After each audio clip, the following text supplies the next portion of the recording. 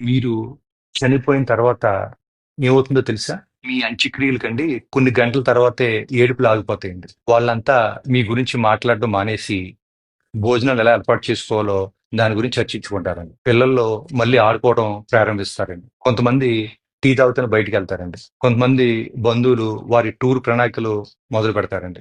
ఇంకొంతమంది భోజనాల్లో ఉప్పు ఎక్కువైందా, తక్కువైందా అని చెప్పి దాని గురించి చర్చిస్తారండి. ఏదో ఒక బంధువు అండి పెట్టిన ఖర్చుపై అసంతృప్తిగా ఉంటాడండి. మెల్లగా జనాలందరూ వెళ్ళిపోతారండి. కొన్ని రోజుల తర్వాత ఏమవుద్దంటేనండి, మీ ఫోన్‌కి ఎక్కడా అని చెప్పేసి మెసేజెస్ వస్తాయండి. మీ ఆఫీస్‌లో మీ ప్లేస్‌లో పనిచేయటకు వేరే కొత్త వ్యక్తిని నియమించుకుంటారండి. మీ ఫేస్‌బుక్ ఫ్రెండ్స్ మీరు పెట్టిన చివరి పోస్ట్‌ని ఒకసారి మళ్ళీ చూస్తారండి. మీ పిల్లలు సెలవులు ముగించుకుని వాళ్ళ జీవితాల గురించి ఆలోచించడం మొదలుపెడతారండి. మీ జీవిత భాగస్వామి తమ శేష జీవితం ఎలా గడపాలని చెప్పి ఇంకా ఆలోచిస్తారండి. పండగలు, సినిమాలు, క్రికెట్ మ్యాచ్‌లు అన్నీ ఎప్పటిలాగా వచ్చి వెళ్ళిపోతా ఉంటాయండి. పువ్వులు మళ్ళీ వికసిస్తాయండి. కాలాలు మారుతా ఉంటాయండి. జీవితం మెల్లగా పాత రొటీన్‌లోకి వెళ్ళిపోతుందండి. ఈ ప్రపంచం మిమ్మల్ని ఆశ్చర్యకరమైన వేగంతో మర్చిపోద్దండి. ఒక సంవత్సరం తర్వాత ఎవరో ఒకరు మీరు లేని ఆనవాల్ని ఒక ఫోటోలో చూసి క్షణకాలం ఆగిపోతారండి. కొన్నేళ్ల తర్వాత మీకు బాగా దగ్గర ఉన్న వాళ్ళు కూడా మిమ్మల్ని తక్కువగా గుర్తుపెట్టుకుంటారండి. ఆఖరికి మీ పేరు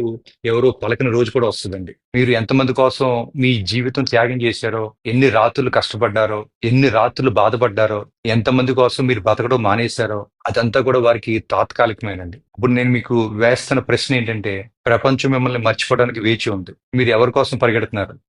మీరు ఎవరి కోసం ఆందోళన చెందుతున్నారు? మీ జీవితం మీది.